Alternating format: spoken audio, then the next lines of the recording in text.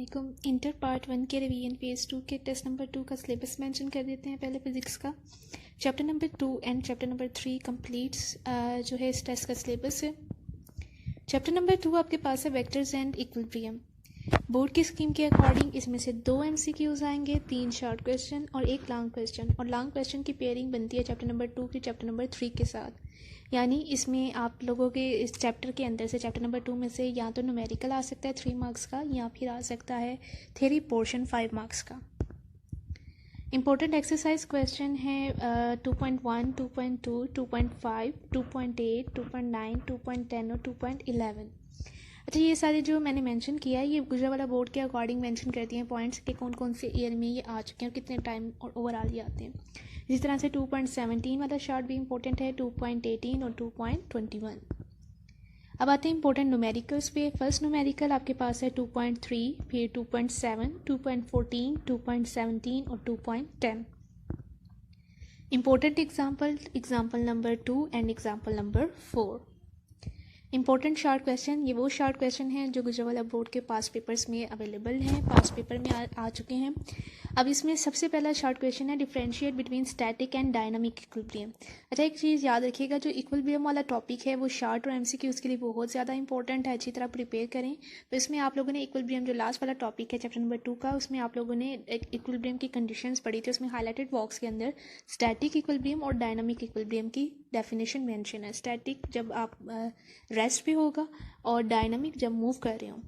अच्छा, उसके बाद दूसरा शॉर्ट क्वेश्चन है गिव 2 कंडीशन ऑफ इक्विलिब्रियम। तो 2 कंडीशंस थी, सम ऑफ F = 0 और सम ऑफ टार्क = 0। उन्हीं 2 डेफिनेशंस को आप मेंशन करोगे और साथ फार्मूला लिखोगे।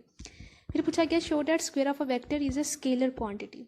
अच्छा, इसमें ये पॉइंट याद रखिएगा, स्केलर क्वांटिटी कब आते हैं, जब आप ए का डॉट प्रोडक्ट लोगे, A.A, ठीक है। और इसको जब सॉल्व करते हो, ये आप लोगों ने करेक्टरिस्टिक जो आप लोगों ने डॉट प्रोडक्ट की पढ़ी थी उसमें ये पॉइंट मेंशन है। उसमें आप लोगों ने A.A फाइंड किया था। तो A.A जब फाइंड करोगे तो उसका आंसर आएगा A²। तो इस क्वेश्चन का आंसर वही है, A.A इसमें आप सॉल्व करोगे और उसका आंसर A² आता है, यानी स्केलर क्वांटिटी आती है। उसके बाद नेक्स्ट क्वेश्चन है show that vector addition is commutative. तो वेक्टर एडिशन इज कम्यूटेटिव, आप लोगों ने वेक्टर एडिशन वाला जो पॉइंट पढ़ा था बिल्कुल स्टार्टिंग पे चैप्टर के, वहाँ पे मैंने आपको साइड पे जो डायग्राम भी मेंशन करवाई थी और लाइन भी मेंशन करवाया था, और फार्मूला इसका लिखा गया है बुक पे A + B = B + A। Next आपके पास है डिफाइन करें मल्टीप्लिकेशन ऑफ अ वेक्टर को बाय अ स्केलर। तो स्केलर से जब वेक्टर को मल्टीप्लाई करवाते हैं तो इसका क्या रिजल्ट आता है, ये मल्टीप्लिकेशन ऑफ अ वेक्टर वाले पॉइंट के अंदर मेंशन है। उसके बाद how can we subtract the vector. तो इसमें कंडीशन याद रखिएगा, पहले तो आपको एक नेगेटिव वेक्टर बनाना पड़ेगा, फिर उस नेगेटिव वेक्टर को जो दूसरे वाला वेक्टर है उसके अंदर आप लोगों ने ऐड करवाना है by head to tail rule. फिर नेक्स्ट पॉइंट है डिफाइन करें इक्वल वेक्टर्स को और पोजीशन वेक्टर को। तो इक्वल वेक्टर की डेफिनेशन और पोजीशन वेक्टर की डेफिनेशन आपकी बुक पे मेंशन है। नेक्स्ट है डिफाइन करें position vector and give mathematical expression. Next point है डिफाइन करें पोजीशन वेक्टर और मैथमेटिकल एक्सप्रेशन बताएं यहाँ पे। तो जो पोजीशन वेक्टर वाला पॉइंट है लास्ट पे, जो टॉपिक्स के बिल्कुल स्टार्टिंग पे जो लास्ट वाली डेफिनेशन है, वहाँ पे पोजीशन वेक्टर की डेफिनेशन मेंशन है और साथ इसकी डायग्राम, इसका फार्मूला भी मेंशन है। ये याद रखिएगा, ये जो पोजीशन वेक्टर वाला पॉइंट है ये इंपॉर्टेंट है फॉर बोर्ड। इसके बाद नेक्स्ट पॉइंट डिफाइन करें टार्क। तो लास्ट वाला टॉपिक था टार्क में आप डेफिनेशन मेंशन करोगे और इसका इंटरनेशनल यूनिट भी। जी, नेक्स्ट क्वेश्चन है to get the sum of 2 vectors equal to null vectors what are the condition. आपने 2 वेक्टर्स को ऐड करना है और इनका सम जो है वो नल वेक्टर आना चाहिए।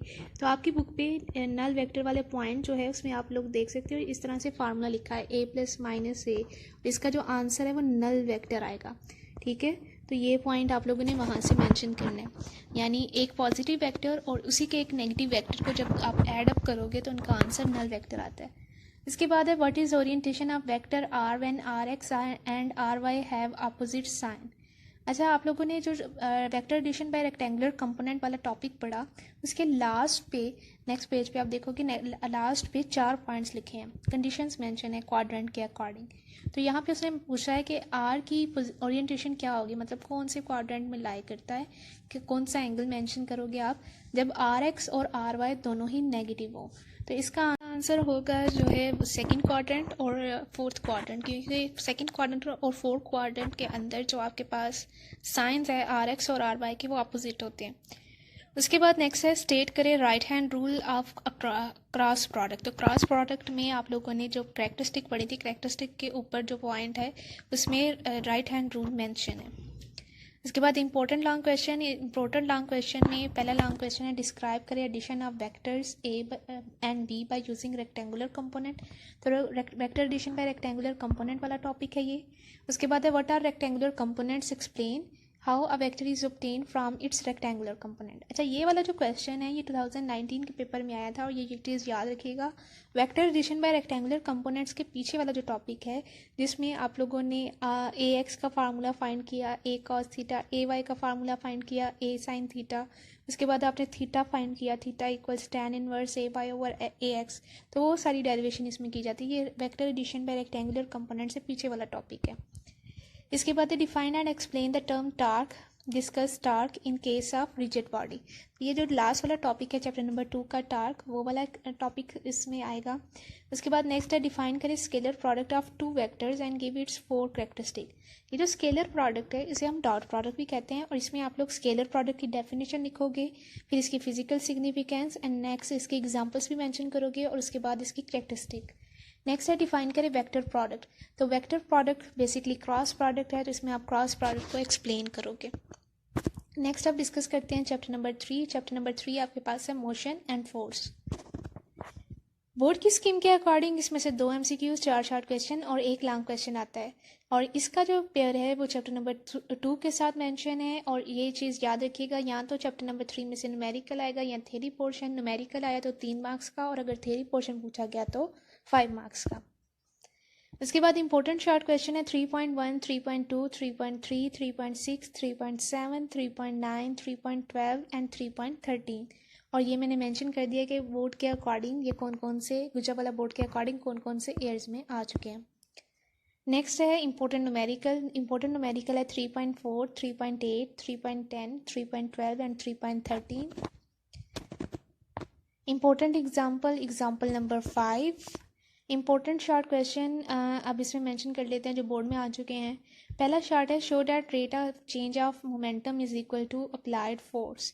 तो बेसिकली ये बहुत इंपॉर्टेंट शॉर्ट क्वेश्चन है और ये चीज़ याद रखिएगा। आप लोगों ने जो टॉपिक पढ़ा है, जो फर्स्ट क्वेश्चन मैंने मेंशन किया, ये इस क्वेश्चन का आंसर है। आप लोगों ने याद रखना है, आपकी बुक पे टॉपिक है चैप्टर नंबर 3 में Newton second law of motion in term of momentum. तो उसमें जो आप लोगों ने डेरिवेशन की थी वो डेरिवेशन करोगे और लास्ट पे हाईलाइटेड बॉक्स एंड डेफिनेशन भी लिखोगे।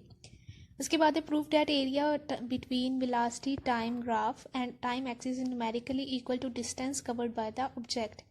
अब आप लोगों ने जो टॉपिक पढ़ा वेलोसिटी टाइम ग्राफ, उसमें आप लोग मेंशन करोगे उसमें जो डेरिवेशन आप लोगों ने की थी और VT इक्वल्स आता है S के, तो वही आप प्रूव करोगे इसके अंदर। उसके बाद है डिफाइन करें momentum and give its unit. तो मोमेंटम की डेफिनेशन और इसका यूनिट मेंशन करोगे। इसके बाद है write down characteristic of ballistic missile. Ballistic missile जो सबसे लास्ट वाला टॉपिक है चैप्टर नंबर 3 का, वो आप मेंशन करोगे। बैलिस्टिक मिसाइल की डेफिनेशन है उसके अंदर और उसकी कैरेक्टरिस्टिक बताओगे।